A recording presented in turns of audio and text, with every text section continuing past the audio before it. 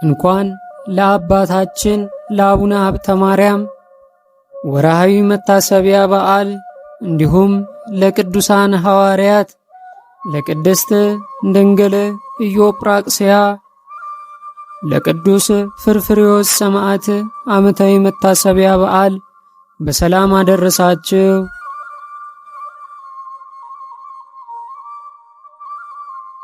በስመ አብ ወወልድ ወመንፈስ ቅዱስ አህዱ አምላክ አሜን። የተከበራችሁ የልዑል እግዚአብሔር ቤተሰቦች፣ የእመቤታችን የቅድስት ድንግል ማርያም የአደራ ልጆች፣ በወደደን ባከበረን በልዑል እግዚአብሔር ፍጹም ሰላምታ ሰላም እላችኋለሁ። እንደምን ቆያችሁ?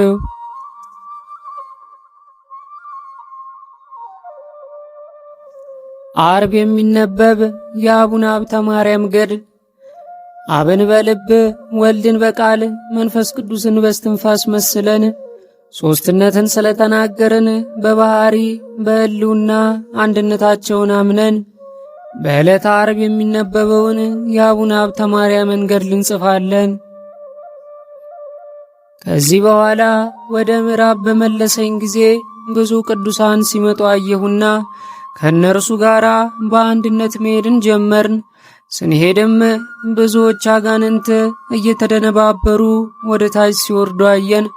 የእኛ አጋንንት ሥራቸው ምንድን ነው ብለን እርስ በርሳችን ስንጠያየቅ ከእኛ አንዱ ሥራቸውን ማን በነገረን ነበር ብሎ ተመኘ። ይህንንም ስንነጋገር መንፈስ ቅዱስ ከቅዱሳኑ መካከል ለይቶ ወሰደኝ። እኚህም አጋንንት ወዳሉበት አደረሰኝ። ነፍሱን ከሥጋው ሊለዩ ወደው አንዱን ሰው ሲይዙ ታየው። ያን ጊዜ ያችን ነፍስ አምጧት የሚል ቃል በእነርሱ ላይ ስለተነገረ ከዚህም ቃል ጋር አምጧት የሚል ቃል ስለተጨመረ ያች ጎስቋላ ነፍስ ከሥጋዋ ተለይታ ፈጥና ወደ ሲኦል ወረደች። ይህንን ሁሉ ካየው በኋላ ተመልሼ መጥቼ የተደረገውን ሁሉ ለቅዱሳኑ ነገርኳቸው። በዚህን ጊዜ ያችን ነፍስ ይቅር ይላት ዘንድ ስለ እርሱ አንዱንን ልዑል እግዚአብሔርን ማለድ ነው። ለጣዖት ስትሰግድ ስለኖረች ይህችን ነፍስ አልምራትምና አትድከሙ የሚል ቃል ከልዑል እግዚአብሔር ዘንድ መጣ።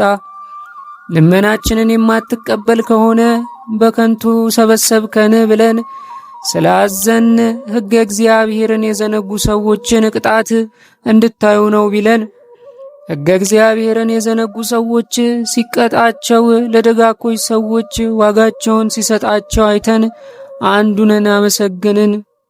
ከዚህ በኋላ መልሶ ወደ ሌላ አገር ወሰደኝና ከዚያም በመልአኩ በራጉኤል እጅ መብረቅ ወርዶ አንዱን ሰው ወደ ምድር ላይ ሲጥለው አየው።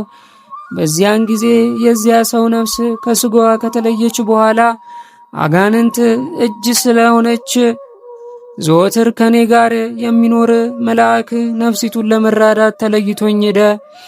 ያችም ነፍስ ካለችበት ደርሶ ወዳጄ ራጉኤልን ወዳጄ ራጉኤል ሆይ ይህ ሰው የኔ አገልጋይ ነው፣ ለምን ገደልከው አለው። መልአኩ ራጉኤልም ሰንበት ሳይለይ ዝሙትን መስራት የለመደ ሥራውም ዝሙት ስለሆነ ፈጣሪ ግደለው ብሎ ስላዘዘኝ ነው ብሎ መለሰለት። ኃጣንን ሊያጠፋ እንጂ ጻድቃንን ሊያጠፋ መብረቅ እንዳይታዘዝ አንተስ ታውቅ የለምን አለው። ይህንንም ሲባባሉ ሄደው ከሥላሴ ፊት ደርሰው ሰገዱ። ቅዱስ ሚካኤልም እግዚአብሔርን ስምህን የጠራ ዝግርህን ያዘከረ ሁሉ በአንተ ጸሎት ከፍዳ ይድናል ብለኸኝ ነበር። ይህች ነፍስ የኔ አገልጋይ ናትና ማርልኝ ብሎ እግዚአብሔርን ማለደ። አሁንም ይህች ነፍስ አንተ የሰጠኸኝን ቃል ኪዳን አምና ተገኝታለችና ማርልኝ ብሎ ተማጸነ። እግዚአብሔርም በጎ ሥራዋንና ክፉ ሥራዋን ባስመዘነ ጊዜ በጎ ሥራዋ ከክፉ ሥራዋ በለጠ። ያን ጊዜም ቅዱስ ሚካኤል ይህችን ነፍስ በክንፉ ታቅፎ ወስዶ ለቅዱስ ገብርኤል ሰጠው። ቅዱስ ገብርኤልም ለቅዱስ ሩፋኤል ካስረከበው በኋላ ለሰባቱ ሊቃነ መላእክት አስረከባትና ሰባቱ ሊቃነ መላእክት አንዱ ወደ አንዱ እየተቀባበሉ ከመስቀል ዘንድ አደረሷት። ከመስቀልም ዘንድ ካደረሷት በኋላ ለመስቀል አሰግደው መስቀልን ካሳለሟት በኋላ በቅዱስ ሚካኤል አማላጅነት ወደ ገነት አስገቧት።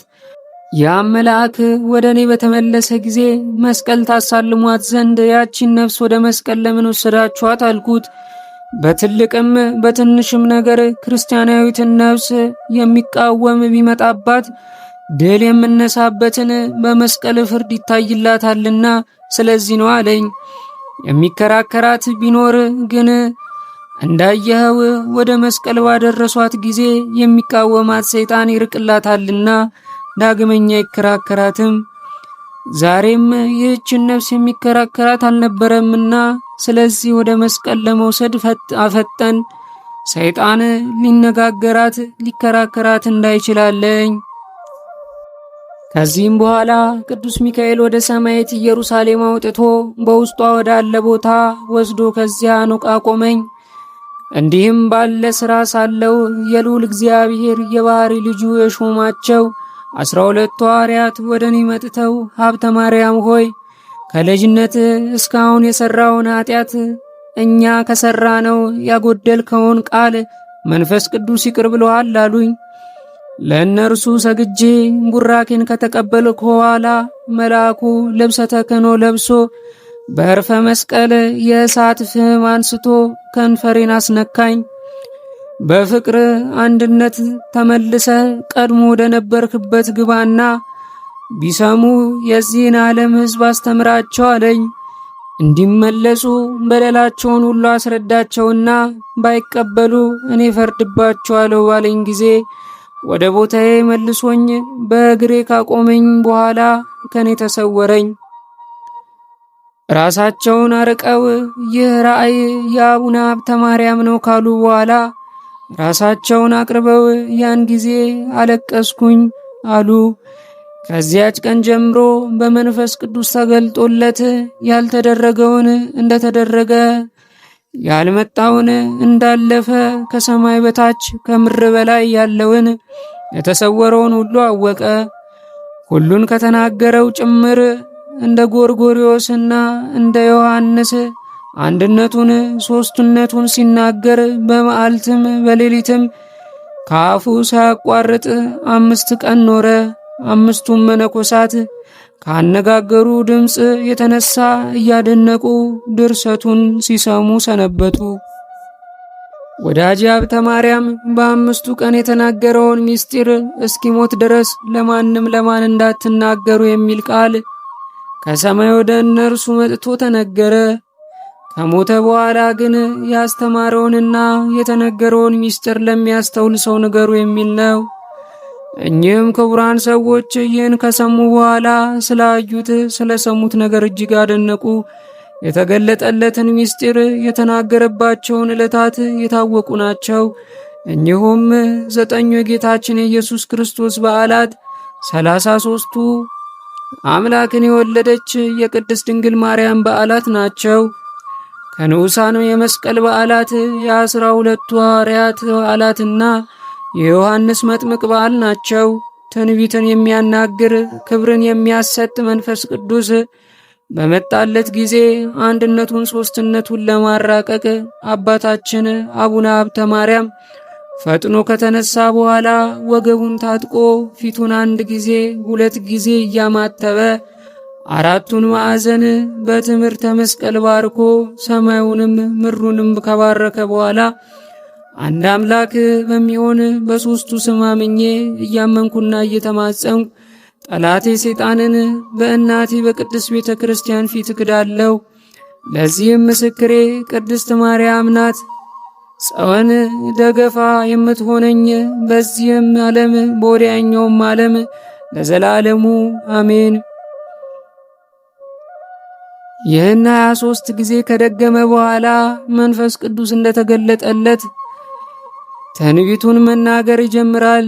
የተናገረውም ትንቢት በሌላ መጽሐፍ ተጽፏል። ቅዱሳንም ሁሉ አቡነ ሀብተ ማርያም የሚናገረውን ምስጢር ለመስማት ቦታ እስኪጠባቸው ድረስ ከምስራቅ፣ ከምዕራብ፣ ከሰሜን፣ ከደቡብ አቡነ ሀብተ ማርያም ካሉበት ይሰበሰቡ ነበር። በሰሙም ጊዜ ሥራው ከሰው ተፈጥሮ ልዩ ነውና ይህንን ሰው በምን እንመስለዋለን? አምላክ ነውን? ወይስ ሌላ መልአክ ነው? ወይስ ሰው እያሉ ይደነቁ ነበር።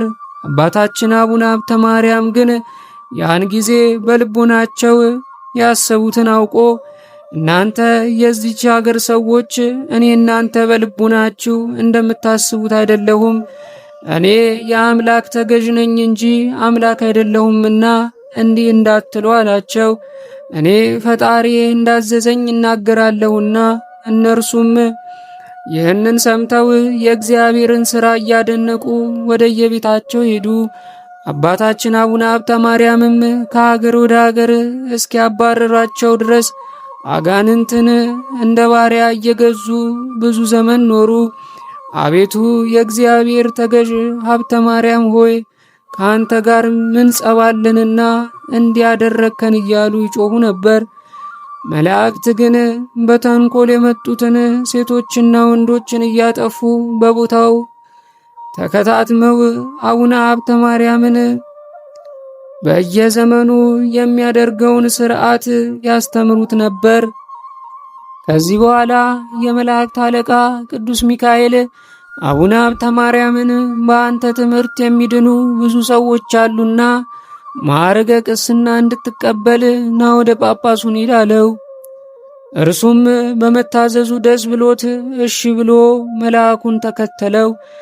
እርሱም ሄዶ ከጳጳሱ ማዕረገ ቅስና ከተቀበለ በኋላ በላዩ ላይ መንፈስ ቅዱስ ስላደረበት በጸጋ ላይ ጸጋ፣ በክብር ላይ ክብር ተጨመረለት።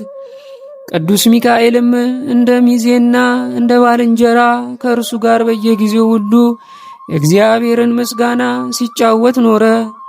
ቀድሞ ወደ ነበረበት አገርም በደረሰ ጊዜ በቃሉ መናፍስተ ርኩሳን ድል እየነሳ አጋንንትንም ከሰው ላይ እያወጣ ተአምራትና ድንቅ ሥራን በዚያች አገር ውስጥ አደረገ።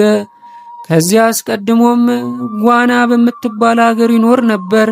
በዚህም አገር ሳለ መንፈስ ቅዱስ ባደረበት ጊዜ እንደ ኤርምያስና እንደ ኢሳይያስ የአንድነትንና የሦስትነትን ምስጢረ መለኮት ተናገረ። በሀገሩም ያሉ ሰዎች ሁሉ ትምህርቱን ለመስማት ይጣደፉ ነበር።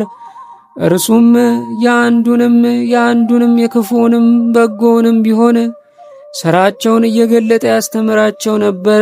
ያን ጊዜም መንግሥተ ሰማያት ልትሰጥ ቀርባለችና ንስሐ ግቡ እያለ ስላስተማራቸው ሰምተው በመደንገጣቸው ኃጢአታቸውን አብሯቸው ለነበረ ቄስ እየነገሩ ንስሐ ገቡ። ቄሱም እንደ ኃጢአታቸው መጠን እንደሚገባ ንስሐውን ይሰጣቸው ነበር።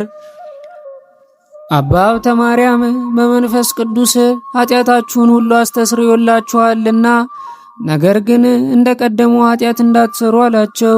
ከእንግዲህ ወዲህ ግን በዘለዓለም ደህንነት ጸንታችሁ ትኖሩ ዘንድ በጎ ሥራን ስሩ። ይኸውም እርስ በርስ መፋቀር ነውና ክፉ ሥራ አትስሩ። አባታችን አቡነ ሀብተ ማርያምም የሚመጣውን ትንቢት ያለፈውን ምስጢር በማወቅ አብዝቶ ባስተማረ ጊዜ የሀገሩ ሰዎች እርስ በርሳቸው የዚህ ሰው ሥራው ምንድነው ተባባሉ። እንዲህ የሚናገር የሚመጣውን ምስጢር የሚተረጉም አይሁድ ጌታን ሰይጣን አድሮበታልና ለምን ትምህርቱን ሰሙታላችሁ እንዳሉ በዚህም ሰው ጋኔን አድሮበት እንደሆነ እንጂ አሉ። ነቢያትም ስለ ክርስቶስ የተናገሩትን ትንቢት አልፎ ተፈጽሟል። እኩሌቶቹም ሰይጣን ምጽዋት መጽውቱ፣ መስዋዕት ሰው፣ ሰንበት አክብሩ ይላልን አሉ። ጌታ በወንጌል ሰይጣን ሰይጣንን ማስወጣት ይችላልን እንዳለ ወይስ ሰይጣን ሰይጣንን ማስወጣት ይችላልን አሉ። ሰይጣንም ሰይጣንን የሚያስወጣው ከሆነ እርስ በእርሱ ተለያየ፣ መንግሥቱስ እንደምን ትጸናለች? እንደ ወንጌል ሐተታ እርስ በርሷ የምትጣላ መንግሥት ፈጽማ ትጠፋለች እንደሚል ወይስ ሰይጣን ጾሙን ጸሎቱን ይወዳልን? ይህንን ሥራ ተውና ለአንድ ጊዜስ እንኳ በጎ ሥራ ልስራ፣ ባለ ጊዜ ስመ ሥላሴን ጠርቶ በማማተብ አይጀምርም።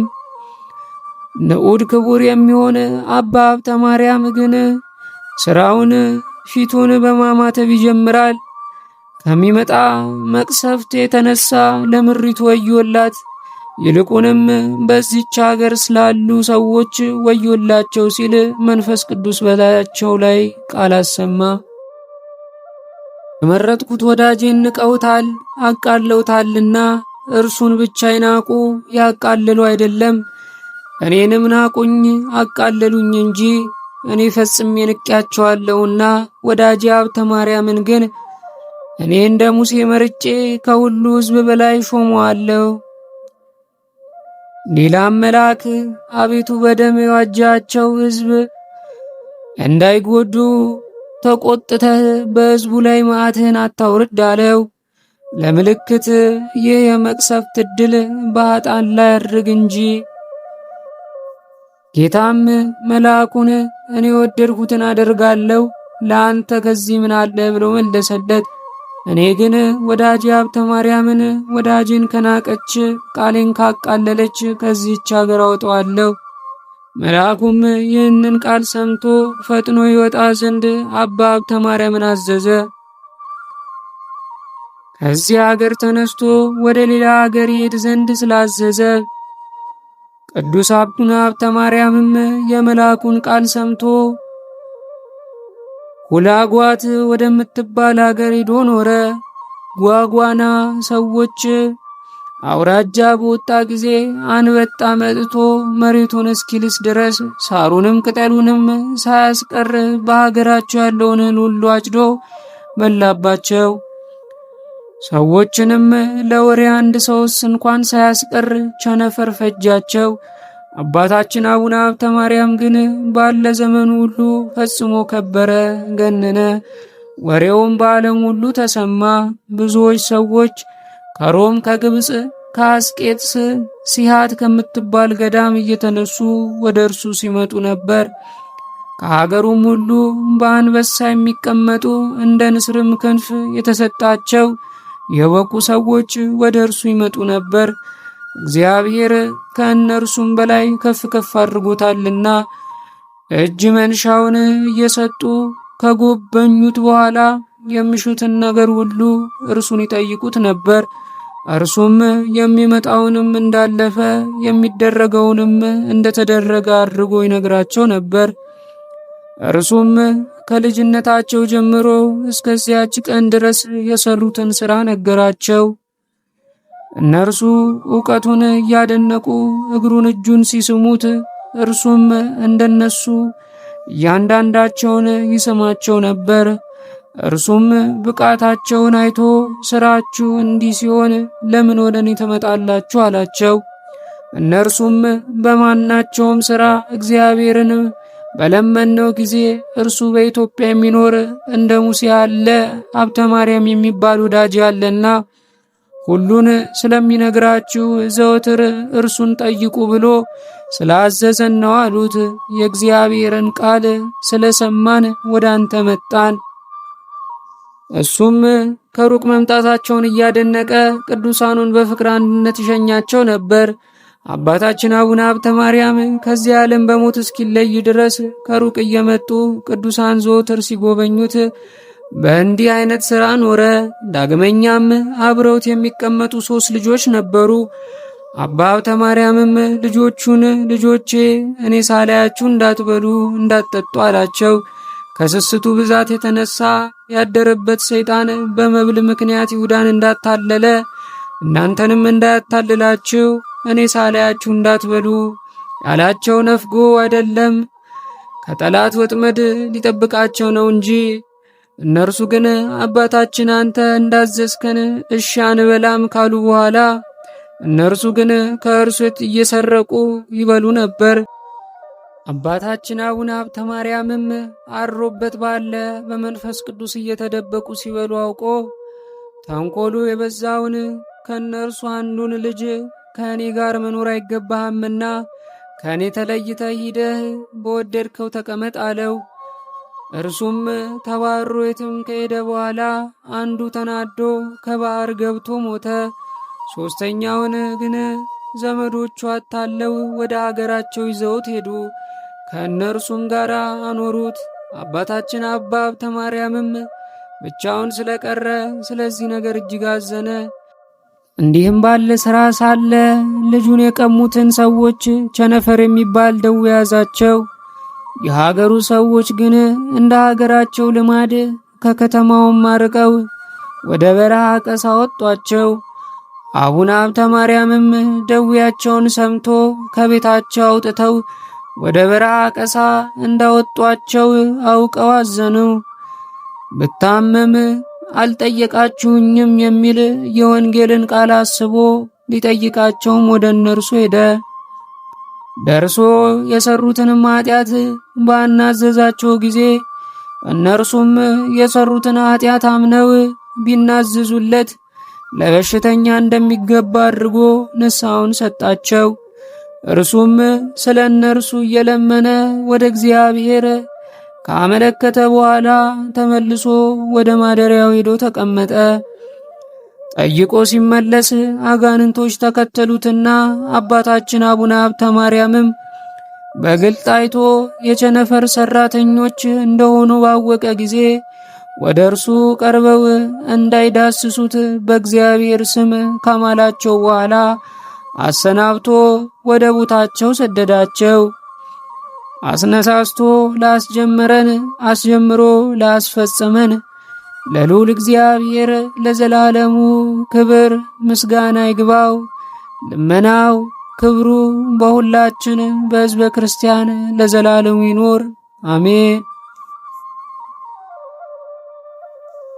የተከበራችሁ የተዝካር ሚዲያ ተከታታዮች ከዚህ በመቀጠል በወርሃ መጋቢት በ26ኛው ቀን የሚነበበውን ስንክሳር አነባለሁ። አንድ አምላክ በሚሆን በአብ በወልድ በመንፈስ ቅዱስ ስም መጋቢት 26 በዚህች ቀን የከበረችና የተመሰገነች ኢዮጵራክስያ አረፈች። ይህችም የተቀደሰች ብላቴና የንጉሥ አኖሪዎስ ዘመዱ ለሆነ በሮሜ ከተማ ከቤተ መንግሥት የአንድ ታላቅ መኮንን ልጅ ናት።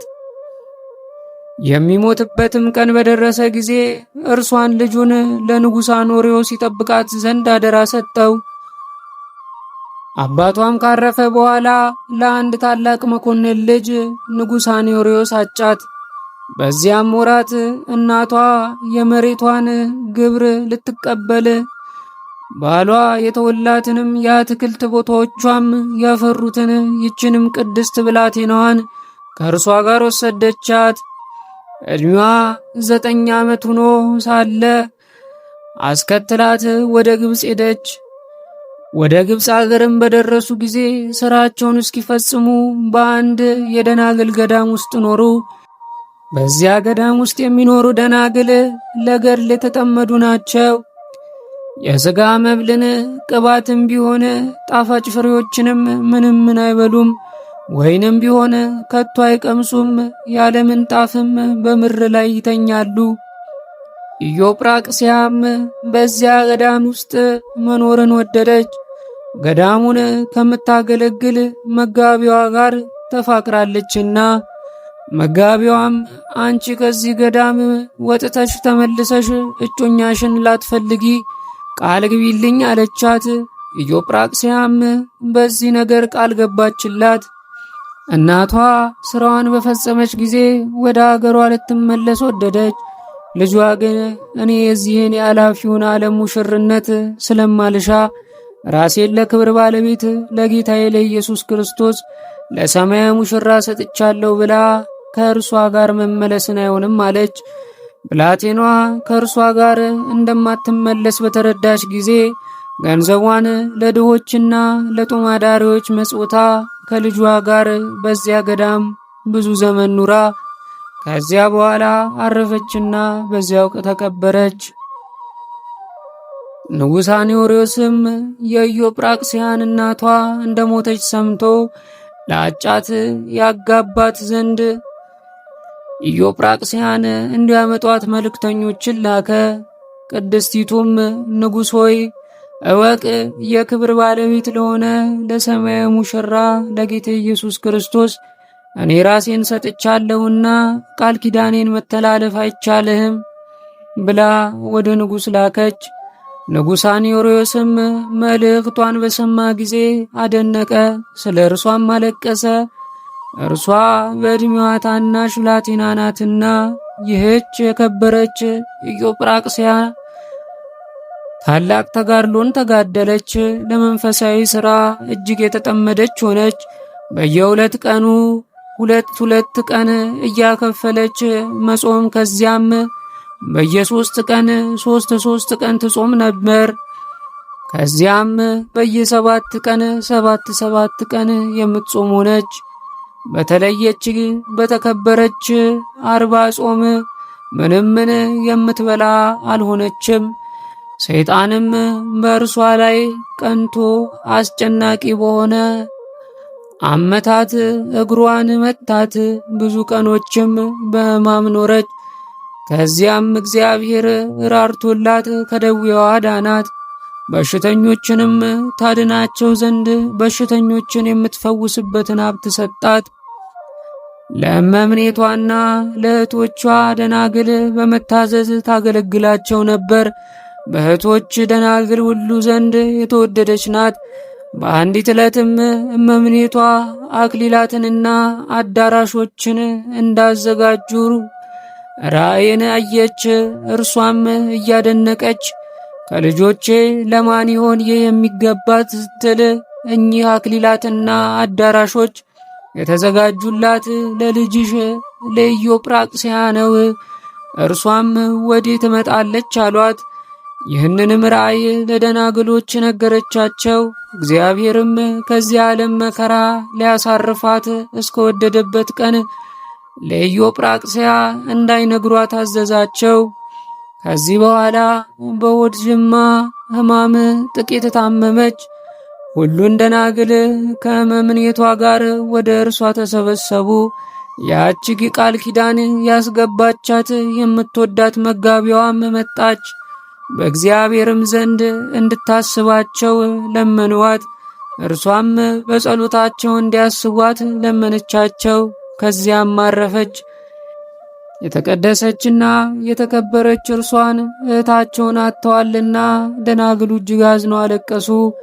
ከዚህም በኋላ የምትወዳት የገዳሙ መጋቢ የነበረች አረፈች። ከእርሷም በኋላ እመምኔቷ ጥቂት ቀን ታመመች። ደናግሎችንም ሰብስባ በላያችሁ የምትሾሙትን እመምኔት ምረጡ፣ ስለ እኔ ኢዮጵራቅስያ ለምናለችና እኔ ወደ ጌታዬ ኢየሱስ ይሄዳለሁ። አሁን ግን ደጁን በላይ ዘግታችሁ ሂዱ አለቻቸው። እነርሱም እንዳዘዘቻቸው አደረጉ። በማግስቱም ማለድ ብለው ሲደርሱ አርፋ አገኟት። የእኚህም የከበሩ እናቶች በረከታቸው ከእኛ ጋር ለዘላለሙ ትኑር አሜን። ዳግመኛም በዚህች ዕለት የክብር ባለቤት ጌታችን የደቀ መዛሙርቱን እግር አጠበ፣ እንዲህም አላቸው፣ እናንተም ለባልንጀሮቻችሁ እንዲሁ አድርጉ። ደግሞ የአዲስ ኪዳንን የቁርባን ሥርዓት አሳያቸው። አሁንም በዚህች ዕለት የክብር ባለቤት ጌታችንን ለአይሁድ ይሁዳ አሳልፎ ሰጠው። ነቢያት ትንቢት እንደተናገሩ የሽያጩን ዋጋ 30 ብር ተቀበለ። ይቅርታው ቸርነቱ ከሁላችን የክርስቲያን ወገኖች ጋር ለዘላለሙ ይኑር አሜን። አባታችን ሆይ በሰማያት የምትኖር፣ ስምህ ይቀደስ፣ መንግሥትህ ትምጣ፣ ፈቃድህ በሰማይ እንደሆነች እንዲሁም በምድር ትሁን። የዕለት እንጀራችንን ስጠን ዛሬ፣ በደላችንንም ይቅር በለን እኛም የበደሉንን ይቅር እንደምንል፣ አቤቱ ወደ ፈተናም አታግባን ከክፉ ሁሉ አድነን እንጂ መንግሥት ያንተ ናትና ኃይል፣ ክብር፣ ምስጋና ለዘላለሙ አሜን። እመቤታችን ቅድስት ድንግል ማርያም ሆይ በመልአኩ በቅዱስ ገብርኤል ሰላምታ ሰላም እንልሻለን። በሐሳብሽ ድንግል ነሽ፣ በሥጋሽም ድንግል ነሽ። የአሸናፊ እግዚአብሔር እናት ሆይ ሰላምታ ለአንቺ ይገባሻል። ከሴቶች ሁሉ ተለይተሽ አንቺ የተባረክሽ ነሽ፣ የማፀንሽ ፍሬ የተባረከ ነው። ጸጋን የተመላሽ ቅድስት ሆይ ደስ ይበልሽ፣ ልዑል እግዚአብሔር ከአንቺ ጋር ነውና ከተወደደው ልጅሽ ከጌታችን ከመድኃኒታችን ከኢየሱስ ክርስቶስ ዘንድ ይቅርታንና ምሕረትን ለምኝልን ኃጢአታችንን ያስተስርይልን ዘንድ ለዘላለሙ አሜን። ወስብሐት ለእግዚአብሔር ወለወላዲቱ ድንግል ወለመስቀሉ ክቡር። ይቆየን።